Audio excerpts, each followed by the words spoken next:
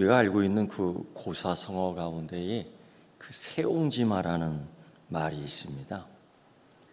이게 어떻게 연유가 되었냐면은 중국 고대 사회 변방의 국경지대죠. 그러니까 뭐 얼마나 싸움이 잦았겠습니까? 오랑캐들 뺏고 죽이고 이런 것들이 많이 있었는데, 그런 가운데 그 시대에 가장 중요한 그 생계 수단이고 필요한 그 품목이 하나 있는데, 그게 뭐냐면 말입니다. 말.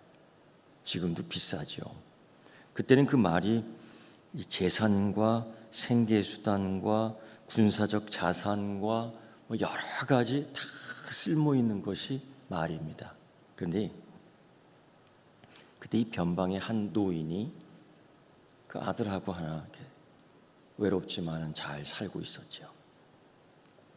근데 그때 그 노인의 전 재산 가운데 중요한 그 말 한 필이 있었습니다. 근데 워낙 전쟁이 심하다 보니까 막 풍지박산이 다 나니까 그만 말이 도망가 버렸어요. 그 있는 재산을 거의 다 잃어버린 거죠. 아유, 이제 우리 어떻게 사느냐? 이 밭은 또 누가 가냐? 이거 이 돌짝밭을 어떻게 갈지? 그때 마을 사람들이 와서 이렇게 위로를 해요. 야, 누가 알아? 또 복이 올지 누가 알아? 사람이 힘든 일만 있는 건 아니까 한번 견뎌봐. 좀 참아봐. 그러니까 뭐 위로 아닌 위로의 말씀이지만은 어쨌든 너 이제 죽었다, 뭐 이거보단 낫죠. 그러니 그냥 살았어요. 그런데 어느 날 놀란 일이 벌어졌는데, 그 도망갔던 말이 말 하나를 또 끌고 왔어요. 그런 거 있잖아요. 개 키우는 집은 아마 알걸요. 바깥에 이놈이 막 나가서 짓구대지만 이상한 게 하나 끌고 온다고. 그 오늘 또 집구석 보니까 새끼를 또 딱 나눠놓는다고. 뭐 이런 거 있잖아요. 그런 거예요. 좋아갖고 막 재산이 늘어난 거예요. 야, 우리 집 이제 부자 됐네. 근데 동네 어르신이 한번 오더니 그래. 너무 그렇게 호들갑 떨지 말아라. 이게 누구 건지 모르지만 남의 건데 그러지 마. 이게 어떻게 될지 몰라. 그러니까 잠잠하게 가만히 있어. 아이, 그 말이 두 필이니까 뭐 이제 그 아들이 좋다고 말 타고 뛰어놀다가 그만 떨어져 갖고 다리가 똥강 부러졌습니다. 지금이야 뭐 병원 가면 뚜두둑 해갖고 다 붙여버리잖아요. 그런데 그때는 뭐 그게 있습니까? 나뭇가지 이렇게 갖고 묶어냈는데 이게 죽느냐 사느냐의 문제가 되는 거죠. 아이고 우리 아들이 이제 죽네. 어떻게 하면 좋지? 그런데 그 동네 어르신이 또 와서 그런 소리 하는 거예요. 가봐. 근데 너무 슬퍼하지 마. 이런 게 또 복이 될 수 있어. 그러니까 걱정하지 마. 너무 염려하지 마. 너무 슬퍼하지 마. 근데 그 변방에 큰 전쟁이 일어난 거예요. 오랑캐들이 막 쳐들어와서 사람 때려잡고 물건 뺏어가는데, 이 나라에서 뭐 군인들이 없으니까 그래서 각 동네에 그 젊은이들을 다 이렇게 불러 모아 전쟁터로 내보내는데 사람들이 많이 죽었어요. 근데 이 아들은 나갈 수가 없잖아요. 다리가 지금 부러져서 막 이러고 있는데, 그거 제대로 걷지도 못하는 거 데리고 가서 뭐 하겠어요. 야, 너는 그냥 여기 있어. 이 동네나 지켜라. 결국 그래서 그 아들은 살아났다라는 거죠. 그 이야기가 사자성어로 세옹지마라는 뜻이에요. 모르는 일이에요. 너무 우리가 아이고 할 필요도 없고, 또 너무 할 필요도 없는 거예요. 어떻게 변할지 몰라요. 또 이러한 말 가운데 또 전화위복이라는 것이 있지요. 다 그런 거지요. 성경에 이 성경 이야기를 이렇게 보다 보면은 그런 이야기들을 참 많이 해요. 우리 삶의 이야기, 인생 이야기, 성경 이야기를 보더라도 그래요. 유명한 그 종교개혁 신학자인 칼빈이 그런 얘기했어요. 하나님의 예정. 이 사실 좀 어려운 이야기지만은 이런 거예요. 예수 믿으면서 내 인생의 뒤를 이렇게 뒤돌아보니 우여곡절 많았고 정말 험한 일 많았지만은 돌아보니 이거 하나님의 은혜였구나. 이거 하나님의 은혜 없이는 이거 어떻게 견뎌냈을까? 하나님의 은혜 없이 이거 어떻게 살았을까? 이걸 얘기해요. 이게 하나님의 섭리가 있고 하나님의 예정 가운데 우리를 이끄시는데 그때는 죽어라 힘들었다고. 그때는 막 너무 견디기 힘들어서 하나님 어디 계십니까? 막 이런 기도 많이 해봤잖아요. 하나님 왜 내게 이러한 고난을 주십니까? 뭐 이런 기도 많이 해봤잖아요. 근데 어쨌든 견뎌냈거든요. 그리고 뒤돌아보니까 이 하나님의 인도가 있었구나. 하나님의 은혜가 있었구나.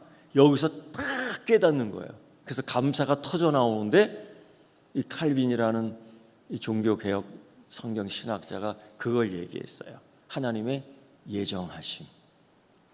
이게 그 인생에 있는데 여기 안에 이런 세옹지마의 이야기, 전화위협 이야기 이런 게 들어있는 거예요.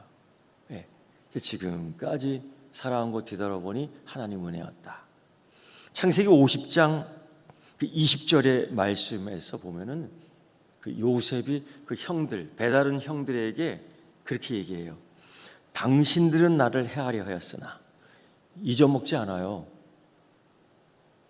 까먹지 않아요. 당신들은 나를 헤아려 하였으나 하나님은 그것을 선으로 바꾸사 오늘과 같이 많은 백성의 생명을 구원하게 하시려 하였나니. 이렇게 얘기해요.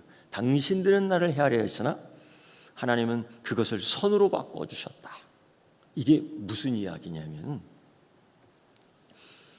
이 요셉의 이 배다른 형제들, 이 야곱의 아들들이에요. 근데 얼마나 시기와 질투가 많았겠어요.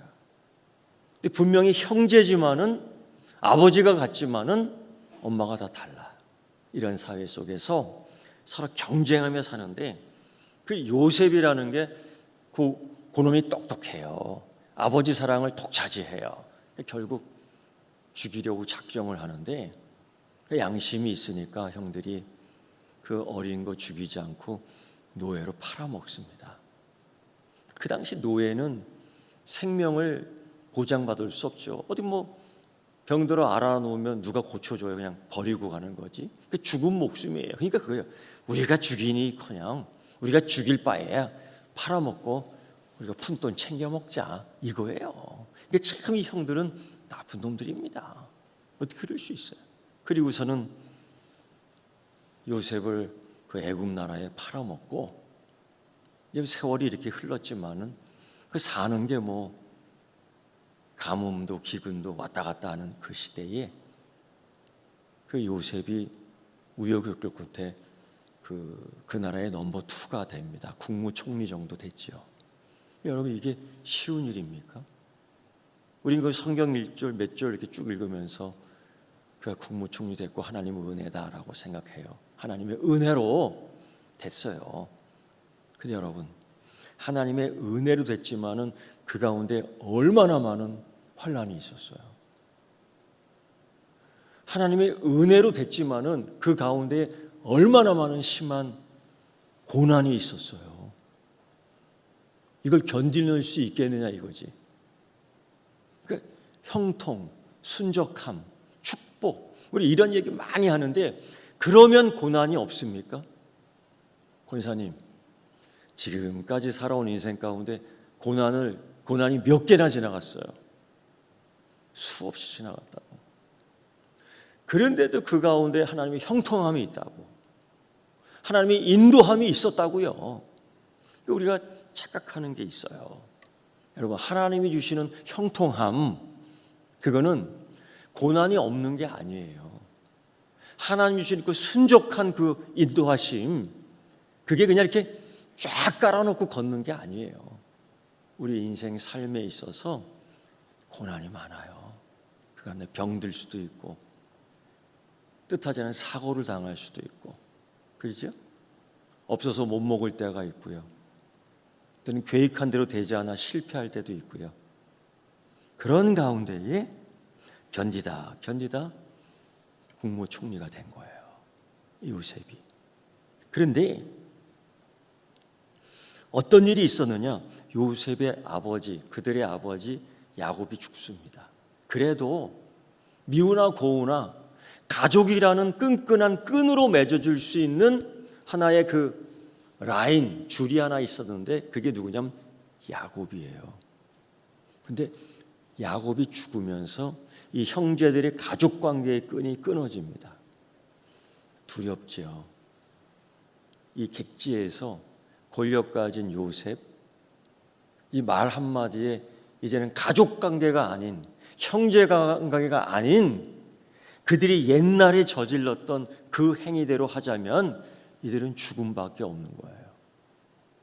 결국 그들은 견디다 못해 요셉에게 와서 그거죠, 살려주십시오 이러는 거예요. 살려달라고. 이렇게 변해했어요. 그때에 요셉이 그 형제들에게 한 말이 창세기 50장 20절 말씀, 당신들은 나를 해하려 했으나 하나님은 그것을 선으로 바꿨다. 이게 역전이 된 거죠. 이러한 이야기가 성경에 쌓이고 쌓여 있어요. 야고보서 1장 2절부터 4절의 말씀 보면 야고보가 그 그리스도인들에게 그렇게 얘기해요. 시험을 기뻐하라고. 네가 여러 가지 시험을 만나거든 온전히 기쁘게 여기라. 이는 너희 믿음의 시련이 인내를 만들어내는 줄 알미라. 인내를 온전히 이루라. 이는 너희로 온전하고 구비하여 조금도 부족함이 없게 하려 함이라. 이런 얘기를 해요. 시험을 당했는데 견뎌내라는 거지. 오히려 시험 당했는데 기뻐하라는 거죠. 왜? 무슨 일인데요? 시험은 여러분 힘들어요. 고난은 힘들어요. 어디 고난 좋아서 한번 받아보겠습니다. 자원할 수 있는 사람 있어요? 우리 자론 가운데 고난이 좋아요. 자원해 볼게요. 그런 용기 있어요? 이게 쉽지 않은 이야기입니다. 그런데 사도 바울이 무슨 얘기하는 줄 아세요? 로마서 8장 18절 말씀 속에서 그런 얘기 하더라고요. 이 고난은 장차 우리의 받을 영광과 비교하면 비교할 수 없도다 라고 얘기를 해요. 그러니까 우리가 인생 살고 예수 그리스도를 믿으며 사는데 그 역경이 있지요. 살면서 그냥 아무 거리낌 없이 살아도 되는데 예수 믿기 때문에 불편한 게 있어요. 예수 믿기 때문에 손해보는 게 있다고요. 그게 고난이고 환난이야. 우리가 잘못해서 받는 고난이 아니라 선을 행하되 고난받는 게 있지요. 그래서 낙심하지 말라는 거 아니에요.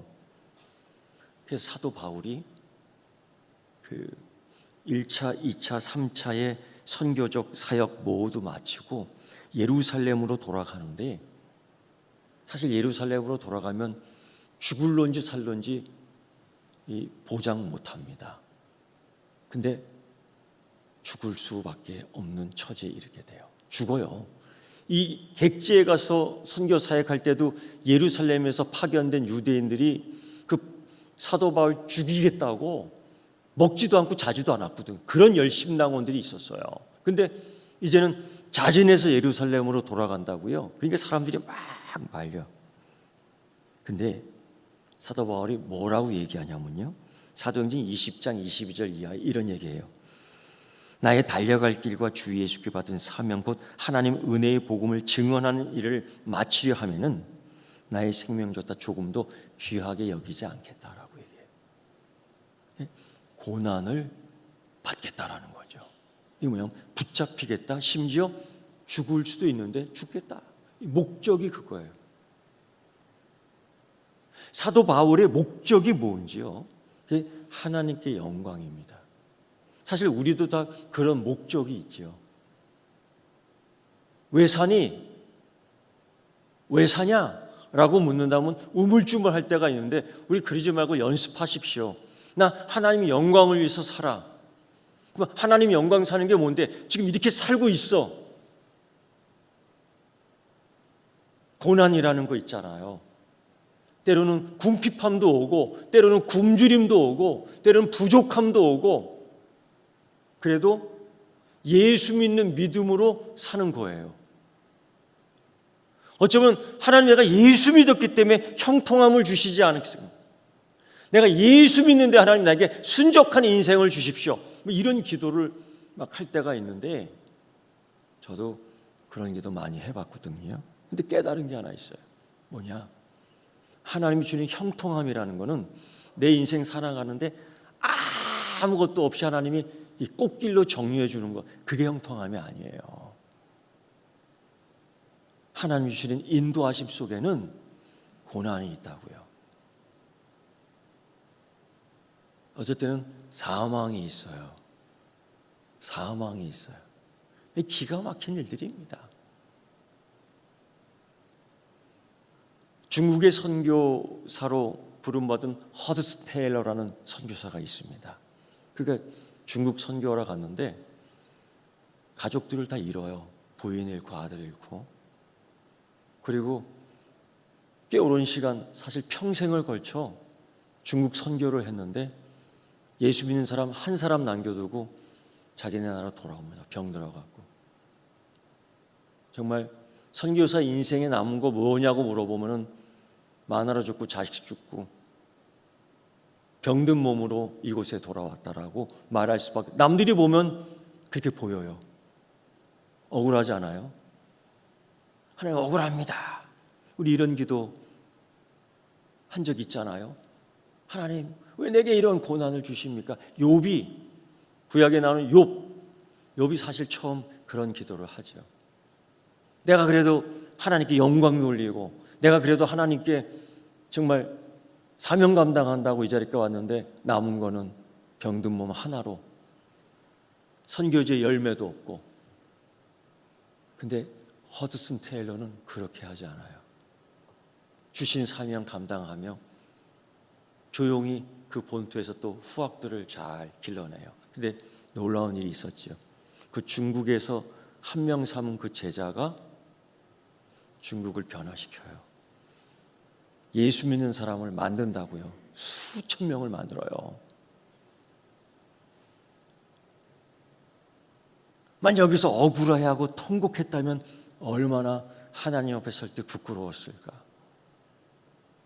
사도 바울이 예루살렘으로 갑니다. 내가 하나님 목적을 이루기 위해서. 근데 잡혀요. 붙들려요. 그 재판을 받습니다. 뭐 죄가 있어서 받는 게 아니라 예수님 때문에 붙들린 겁니다. 그리고 여기저기 끌려가면서 예수님처럼 재판을 받는데 결국은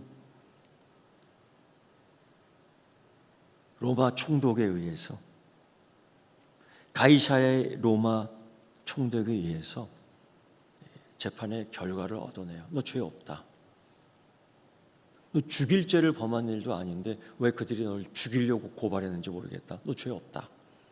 풀어줘요. 근데 사도 바울이 거기서 항소를 합니다. 내가 로마의 황제 앞에 가서 재판받겠습니다. 왜? 로마인이잖아요. 로마의 그 신분증을 갖고 있는 사도 바울 아니에요? 로마로 가겠다. 그래서 붙들려 가는 겁니다. 그 이야기가 이 사도행전 27장 그리고 또 28장이 연이어 길게 나와요. 왜 성경은 이런 이야기들을 길게 얘기할까? 우리에게 하고 싶은 말씀이, 성령님께서 하고 싶은 말씀이 그만큼 있는 거죠. 붙들려 갑니다. 배를 탑니다. 거기에 백부장과 군인들, 선장 그리고 선주도 같이 타는데 총 바울 합하에 276명이 탑니다. 근데 처음에 뭐 잘 가지요. 근데 사도 바울이 1차 선교 사역, 2차 선교 사역, 3차 선교역 하면서 깨달은 이 지중해의 이 기후가, 그가 육로도 갔지만 백길로도 왔다고요.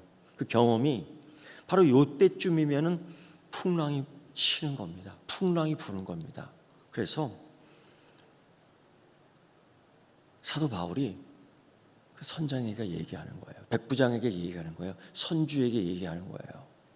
지금 우리가 이 다음으로 가는 이 항해는 어려울 것 같아요. 바람이 크게 불 겁니다. 폭풍우가 불 겁니다. 그러니까 여기서 잠깐 이 겨울을 머무르고 이제 봄에 다시 출발하는 게 좋을 것 같은데요. 이런 얘기해요. 이 죄인, 죄수 바울이 백부장에게.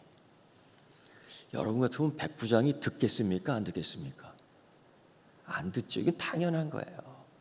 세상이 안 들어요. 안 듣습니다. 제가 대학 다닐 때 저를 가르쳐준 그 선생님이 한 분 계시는데 그분이 총장이 되었다는 소식을 들었어요. 총장이 되었어요. 신학대학교 총장이 되었는데 사실 재정이 빠듯하니까 그 모 기업에 찾아갔어요. 다 알고 있는 기업이에요. 그래서 우리 학교에 좀 재정적인 후원을, 장학금을 좀 지원해 주십시오. 이렇게 했다는 거예요. 보통 다 그렇게 하잖아요. 후원 받아서. 그러니까 그 책임자가 그렇게 물어봤대요. 당신의 대학은 무슨 기술을 가르쳐 줍니까? 요즘 말로 뭐 AI 뭐 기술, 요즘 기술로 뭐 철강, 뭐 화학, 분자, 생물, 뭐 의학 뭐 이런 거 많잖아요. 근데 신학대학교가 뭐 그런 게 아니잖아요. 신학을 가르치고 철학을 가르치잖아요. 그러니까 우리는 그런 거 가르치는 대학이 아니고요. 신학을 가르칩니다. 아니 그러니까 우리가 장학금을 이렇게 하고 하면은 그 대학은 우리 기업과 연결돼서 우리를 위해서 뭘 해주겠냐고요. 물어보니까 대학 총장님이 이렇게 대답했답니다.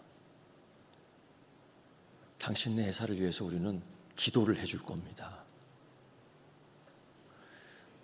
장학금 받아갖고 왔을까요? 못 받아갖고 왔을까요? 못 받았어요. 누가 줍니까? 황당한 거지요. 자기네 기업을 위해서 기도해 드릴게요.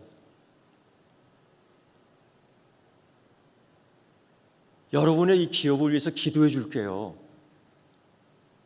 근데 필요 없는 거죠. 후원 안 해줘요. 그냥 빈털터리로 돌아왔다는 소식을 제가 들었어요. 여러분, 이 바울의 말 누가 듣습니까? 내가 너보다 권력이 있고 내가 지금 네 말 들을 처지야? 죄인이? 이렇게 나올 수도 있고 선장에게도 얘기했잖아요. 이게 지금 우리가 꼭 갓대주 때문에 풍랑이라서 힘듭니다. 여러분, 선장이 사도 바울보다도 배를 조종하는 능력과 경험이 더 많을 거예요. 듣겠습니까? 네가 뭘 안다 그래? 네가 뭘 안다 그래? 그렇게 하면 무시할 거예요. 또 선주, 배 주인이에요. 이 얼마나 값비싼 배인데요. 이 배가 이게 뒤집힐 수 있어요. 그러니까 이 선장과 백부장에 얘기해서 좀 이렇게 해주세요. 근데 여러분, 지체하면 그만큼 비용이 드는 거예요. 지체하면은 돈을 까먹는 거예요. 손해보는 거예요. 그렇게 할 수가 없다고. 결국 항해를 강행합니다. 그때 중간에서 만난 폭풍, 광풍, 그 이름이 유라굴로예요. 오늘 그 사도행전 27장 이야기가 그겁니다. 뭐 죽을 고생합니다. 죽을 고생해요. 얼마나 죽을 고생을 하냐면 고생만 하면 돼. 근데 생명을 잃을 고생을 합니다. 죽은 경험은 다 하고 죽는 거야, 사람이. 그러니까 얼마나 힘들었는가 얘기를 하죠. 근데 놀랍게도요, 참 이상하죠. 사도 바울은 하나님을 향한 목적을 두고 로마로 가는 겁니다. 그럼 이렇게 되면은 하나님이 바람을 붙들어야 되는 거 아닙니까? 갈릴리 그 광풍이 불었을 때도 제자가 타고 있을 때에 하나님은, 성자 하나님은, 예수님은 그 바다를 잔잔케 하셨다고요. 그러니까 여기에 사도 바울은 그 목적을 두고 로마로 가는데 그때처럼 바다를 잠잠케 해줘야 되지 않겠습니까? 우리가 이제 그런 생각들을 많이 해요. 그게 형통이 아니겠는가? 그게 축복이 아니겠는가? 그게 은혜가 아닌가? 내가 그래도 하나님 영광을 드리겠다고 사는데 하나님 이거 이렇게 해줘야 되지 않겠습니까? 이런 게 뭐냐면 하나님하고 딜을 하는 거예요. 하나님, 내가 그래도 40일 동안 금식 기도했으니 하나님 응답해 주셔야 되는 거 아닙니까? 자꾸 우리 이런 식으로 기도의 응답을 받으려고 한다고요. 근데요, 기본적으로 알아야 될 게 뭐냐면 하나님은 창조주예요. 우리는 피조물이에요. 성경에서 누누이 비유적으로 하나님은 토기장이에요. 우리는 토기예요. 다 지어도 깨버릴 수 있다고. 토기장에 마음 맞게 빚는다. 이렇게 빚어주세요. 저렇게 빚어주세요.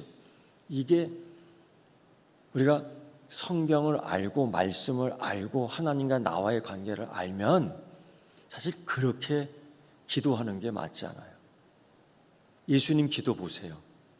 그 위험천만한 그때의 생명의 위기를 느끼는 가장 갈급할 때에 그 골고다 언덕 그 바지에서 기도를 하는데 이런 기도하잖아요. 하나님, 이 잔을 내게서 옮겨주시옵소서. 사실 예수님께서는 충분히 하실 수 있었고, 사실 포도주를 만들어 주셨고, 오병이어의 기적을 만들어 주셨고, 5,000명을 먹이고 4,000명을 먹이고, 말씀 한마디에 왕으로 등극할 수 있었다고요. 진짜로. 이 길을 스스로 피해갈 수도 있었다고요. 진짜로. 예수님이 그 기도 마치고 또 무슨 기도했는 줄 아십니까? 그러나 여러분도 아시죠? 내 뜻대로 마시고 아버지의 뜻대로 되기를 원하나이다 라고 기도해요. 얼마나 억울해요. 그 기도를 한다고요. 하나님의 사람, 하나님의 목적, 하나님의 비전을 가지고 가는데 여전히 풍랑을 만나요. 하나님의 사람이 그 배에 타고 있는데 풍랑이 일어서 배가 깨져요. 같은 죽을 고비를 경험합니다. 왜? 그 사도 바울이 이런 것들이 한 번이 아니라 배가 파산하는 경험 3번을 경험합니다. 고린도서 11장 25절 이하의 말씀은 그가 그런 얘기를 해요. 내가 3번 태장 맞고 1번 돌에 맞고 3번 파상하고 일주일 기품에서 지냈고 여러 번 강의 위험, 강도의 위험, 동족의 위험, 이방인의 위험, 시내의 위험, 광야의 위험, 바다의 위험, 거짓 형제의 위험, 일쭉 얘기하는데 가만히 보니까 위험이라는 말을 직접적으로 사도 바울의 인생에 있어서 그 위험을 경험하는데 위험이라고 하는 그 단어가 고린도후서 11장 25절 26절에 무려 12번이 나옵니다. 그 두 구절 속에. 그리고 여기다가 더 배가 3번 파장 맞았죠. 내가 3번 태장 맞았죠. 1번 돌에 맞아 죽죠. 죽다 살아남은 거예요. 이것까지 합치면은 19번. 19번이에요. 형통하지가 않는다고. 왜 하나님은 이렇게 인도하실까? 이런 때에 나름 착한 일을 하고 의로운 일을 했는데 억울합니다. 이게 튀어나올 수 있어요. 하나님, 문제가 너무 크다고 불평할 수 있고 원망하고 좌절할 수 있어요. 여러분, 괜찮아요. 좌절할 수 있어요. 괜찮아요. 불평할 수 있어요. 하세요. 괜찮아. 저는 몰래 혼자 와서 그런 기도 한 적이 있어요. 하나님, 솔직하게 제가 하나님께 한 말씀 드리겠습니다. 저 진짜 그렇게 지금까지 솔직하지 않았나요? 솔직하게 한 말씀 드리겠습니다 하면서 위주알 고주알 다 얘기해요, 하나님께. 그리고 하나님 억울합니다. 하나님 섭섭합니다. 이런 기도를 혼자 했어요. 혼자.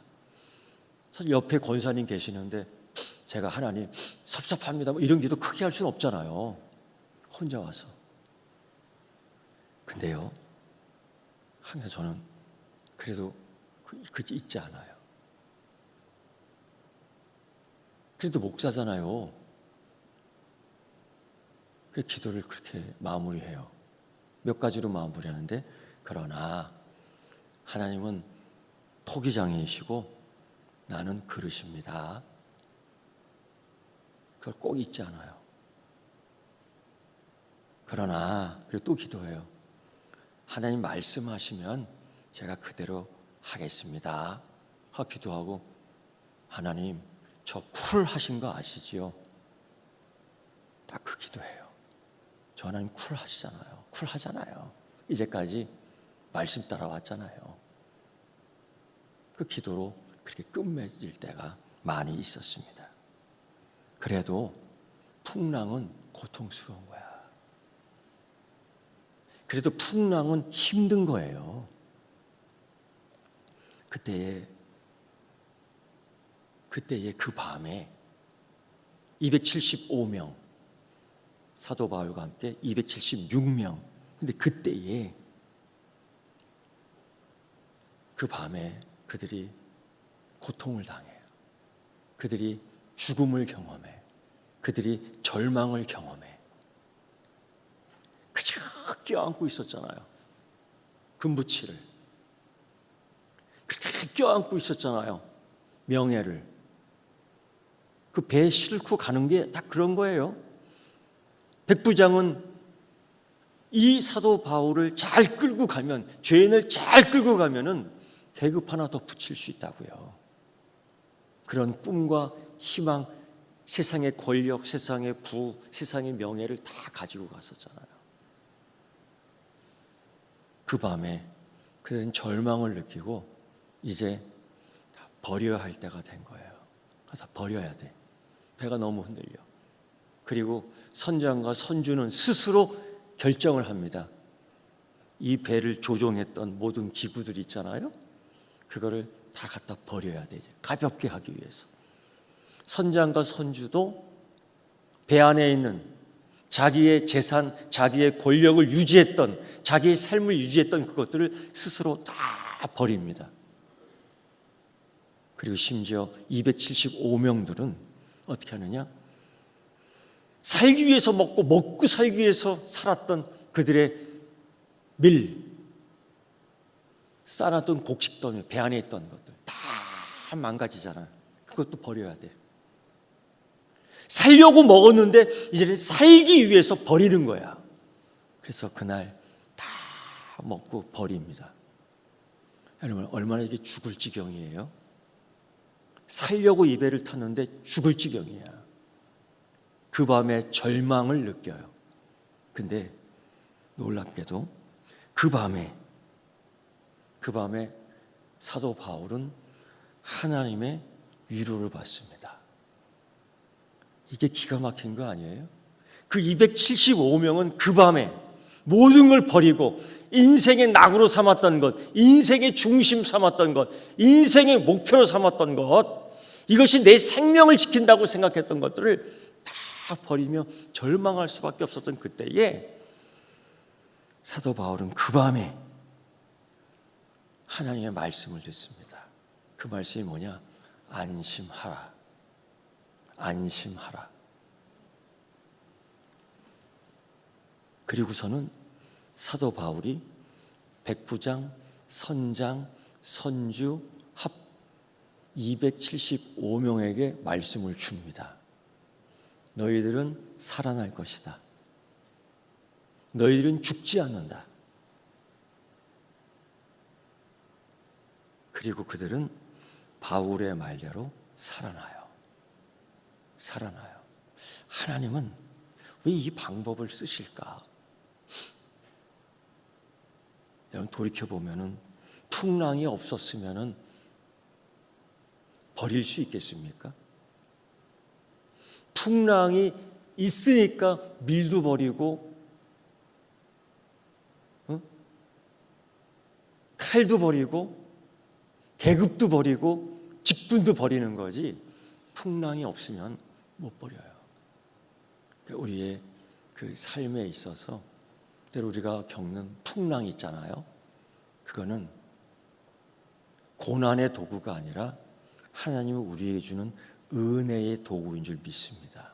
그거를 잘 살피세요. 그리고 그 밤에 남들이 절망을 느낄 때에, 남들이 이제 죽었다고 생각할 때에 사도 바울은 똑같은 경험 속에 무엇을 듣느냐? 이 음성을 들어요. 안심하라. 안심하라.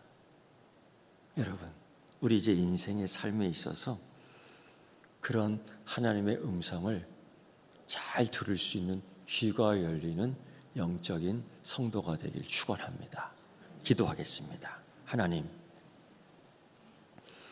풍랑을 다들 만납니다. 그때 죽느냐 사느냐 우왕좌왕할 때에 그 밤에 사도 바울은 하나님의 음성을 듣습니다. 하나님, 우리의 믿음의 자녀들도 안심하라 하는 그 하나님의 음성을 드러내게 하여 주시옵소서. 이 풍랑을 절망이다, 환난이다, 위기다라고 얘기하지 아니하고 하나님의 은혜의 도구다라고 얘기할 수 있는 믿음을 주시옵소서. 그리고 믿음의 용기를 주셔서 이 세상의 풍랑을 헤쳐나가는 능력을 더하여 주시옵소서. 예수님의 이름으로 기도드리옵나이다. 아멘.